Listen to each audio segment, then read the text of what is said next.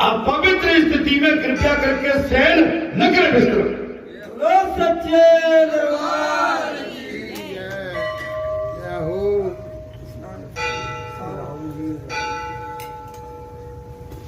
रात्रि को सोने से पहले स्नान करो। गृहस्थ की सैया शुद्ध नहीं होती है। अब मैंने इसमें क्या कह दिया आपसे? कथा कह रही है, मैं नहीं कह रहा। भगवान सुखदेव से राजा परीक्षित ने कह दिया, राजन आप गृहस्थी में रहते हैं और आप गृहस्थ और ये निद्रा भी एक क्या योग है। अगर किसी योग में हम विशुद्ध होके गए तो हमारा जो है चित्त भंग हो जाएगा। हे राजन, रात्रि को सोने से पहले स्नान करो और गृहस्थी की संध्या सैया भी शुद्ध होना चाहिए। पवित्र कमली पर शयन करके रासलीला का पाठ किया जाए तो काम मर जाए।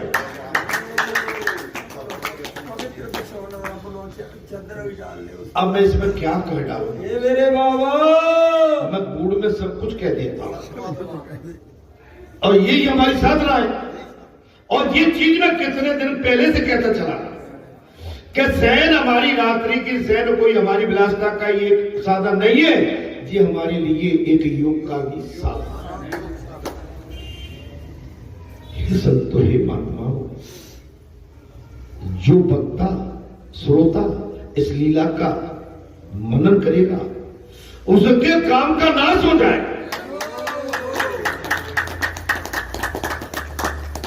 जो वक्ता श्रोता इसका मनन चिंतन करेगा उसका काम वासना का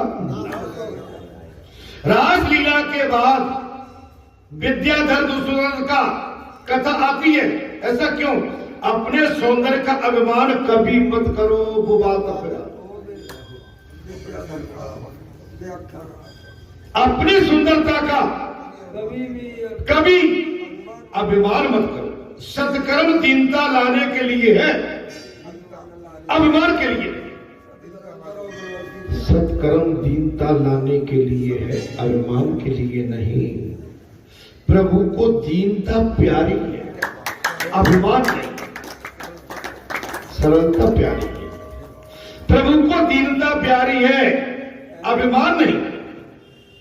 महाराज, उद्धत व्यक्ति प्रभु को प्रसन्न नहीं है। उदंड व्यक्ति बात वही है, उदंडता कभी नहीं। भगवान कभी प्रसन्न। भगवान चाहते हैं मेरा जीव, मेरा बेटा, मेरा बच्चा मेरे अनुसार, मैं जो चाहता है, मेरी जो उससे पुकार है, मैं जो उससे कुछ उम्मीद करके बैठा हूं। क्या करके बैठा हूं? आशा करके बैठा हूं। मेरा जीव मेरे अनुरूप चले।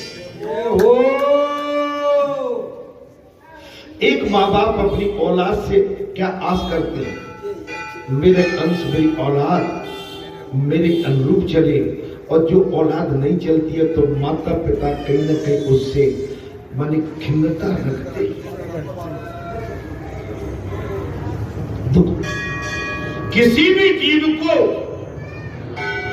क्षुद्र मानने वाले व्यक्ति की भक्ति कभी फलती फूलती नहीं है। क्षुद्र माने नीचा, देखिए वो आता किसी भी व्यक्ति को अपने से क्षुद्र माने, अपने से छोटा मानने वाले भक्ति कभी फलेगी, उसकी भक्ति कभी फलेगी। मैंने प्रातः काल से वही आपसे कह रहा हूं कि आपके अंदर पवित्रता है, आपके अंदर शुद्धता है, आपके अंदर जो है विनय भाव है, आपके अंदर सब कुछ है, लेकिन ये आप पर बना रहे, आप इसमें सटे रहो। अब भाई अच्छा ऐसे ले, अब मैं भूख लगती है, लगती है क्यों लगती है? जब पाचन क्रिया उसको पचा देती है तब। ऐसे ही आपकी भूख भक्ति के लिए हमेशा लगती है। हमारी ये नहीं कि कथा सुन ली इसके बाद हम अब भर गए और हमारा पेट भर गया। इसकी चाहत आपको 24 घंटे भरी। 24 घंटे आप भगाओ घंटे हो गए, फिर शनिवार आ रहा है, फिर ये आ रहा है, अब तो आप इसमें बिल्कुल एकदम समर्पित भाव है। आपको भूख लगी, भक्ति की भूख जिसे लग गई उसका जीवन सुधर गया, उसका जीवन ही सुधर गया महाराज। और दीनता होना चाहिए, विनय भाव, मैंने दीनहीन लाचार विवश। कल परसों में कल बैठा था, आप समझो कोई संत आया या कोई भगत आया या कोई आया तो उसकी नजर हमेशा ऐसे होना चाहिए। कैसे होना चाहिए आप समझिए मन। और जब आपकी नजर ऐसे होंगी और आप नीचे उसके चरणों में देख रहे होंगे तो जो देखने वाला संत है, महापुरुष है, उसका हृदय आपके प्रति और गदगद हो जाएगा। माने कई प्रकार से वो आशीर्वाद देगा आपको। और जब आप इस तरह से कर रहे हो तो वो समझ जाएगा कि ये सत्संगी नहीं है। प्रभु को दीनता प्यारी है, उदंडता नहीं। किसी भी जीव को छोटा मत मानो। व्यक्ति को कभी अगर ऐसा है तो उसकी भक्ति फलती फूलती नहीं है। जहां जहां दृष्टि दौड़े वहां ईश्वर का दर्शन कर।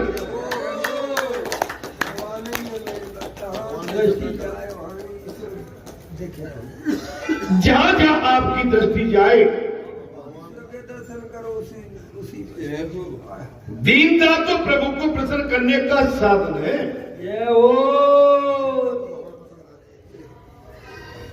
रावण को तपस्या भी कुछ कम नहीं थी। रावण की तपस्या किंतु उसमें भोग लालसा थी। रावण की तपस्या कोई कम नहीं थी। भगवान सुखदेव ने कहा राजन, लेकिन रावण के अंदर विलासता भोग वासना थी, दीनता नहीं थी, घमंड था, अभिमान था, तामसीपन था, संसार की विलासताएं थी। अपने को निरअभिमानी बताने वाला भी सूक्ष्म रीति में अभिमानी है, और अपने आप को अभिमानी न बताए वो भी सूक्ष्म अभिमानी है, वो भी अभिमान। बोले मैं तो भाई अभिमान आता ही नहीं।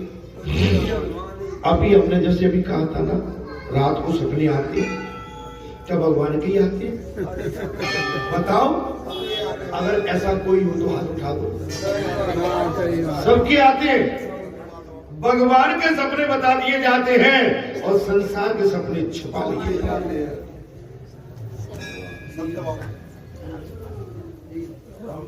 ये तो आपकी सदबुद्धि जी भी होगा। मेरे बताने से नहीं आप समझ पाओगे, आप सब जानते हैं। महाराज गोपियां क्यों परेशान थी? बोले महाराज हम सब कुछ हमारा चला गया, लेकिन अंदर जो हमारा अभिमान हमको खाया जा रहा है, जी नहीं जाएगा। बोले जी कब जाएगा? जब आप अपना हाथ हमारे सर पे रख दोगे। अब बात आ गई है महाराज, सुदर्शन विद्याधर की कथा। शिवरात्रि का पर्व था।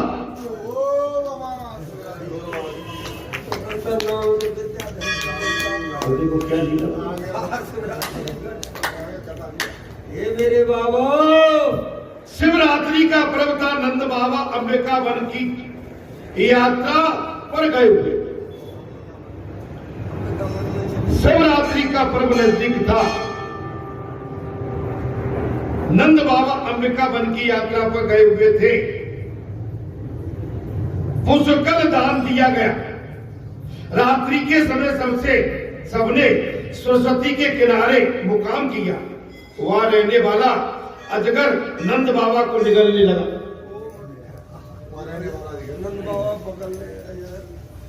भगवान श्री कृष्ण ने चरण स्पर्श से वो मर गया और उसमें से एक देव पुरुष प्रकट हो गया। विद्याधर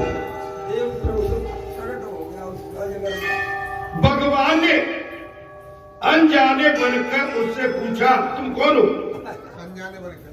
जी हाँ, तुम कौन हो?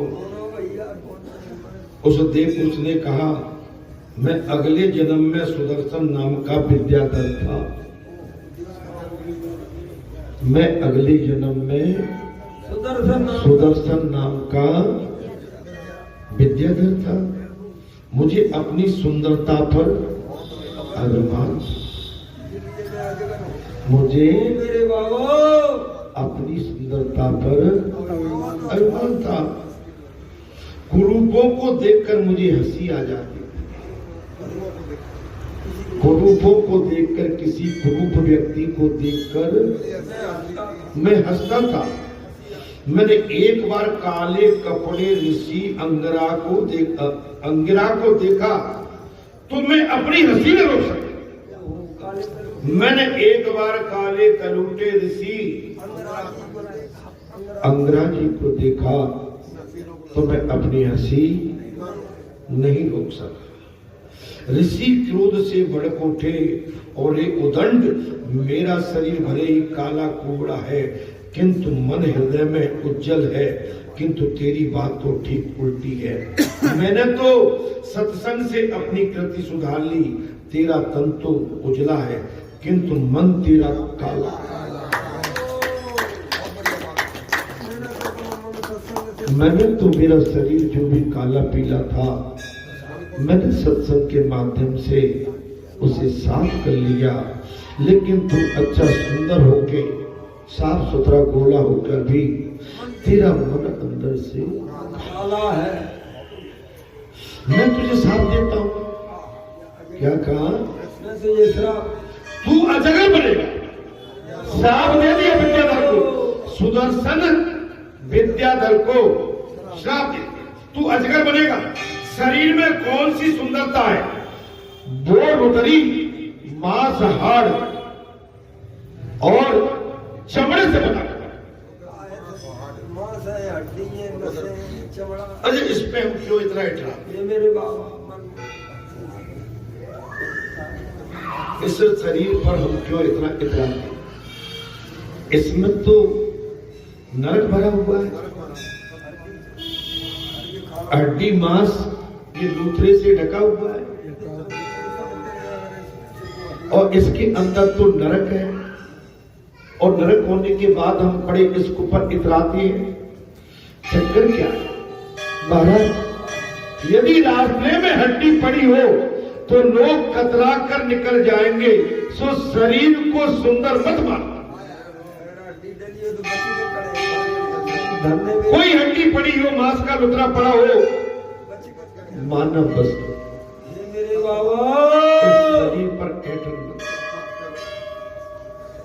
ये शरीर कई काम कर, किसी की आकृति को, त्वचा का रंग मत देखो। ये कथा मैंने कई बार आपसे बोला। किसी की आकृति, किसी की त्वचा, किसी का गोरापन, किसी का काला, ये मत देखो। त्वचा का चिंतन करना पाप है। गोरा काला अच्छा सुंदर देखना मत ललचावे जी, पाप है। और मानव मानता नहीं। मानव पुजारी, इसमें हमने क्या करा?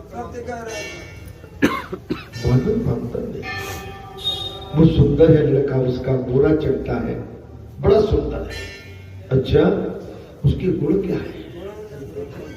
बेटी बहुत सुंदर है, गोरी भूरी है, लेकिन गुण कहां है? आपके अंदर जब तक गुण नहीं है, आपका ये शरीर बेकार है, किसी मतलब का नहीं। क्यों? भाई हड्डियों से बना है, मांस के लुतरे से सजा है, चमड़ी ऊपर से महाराज आवरण बना हुआ है।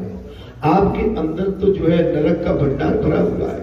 सुंदर सुंदर वही है जो संसार में रह के सुंदर काम करे, सुंदर मार्ग पर चले, सुंदर पठन करे, पाठ करे, सुंदरता की दीवार और सुंदरता की इमारत लिख के और अपनी ऐसी लेखनी लिख दे कि उसके गुण एक जन्म में नहीं उसकी सुंदरता का गुण, आचरणों का गुण उसके मैंने कई जन्मों में खाया।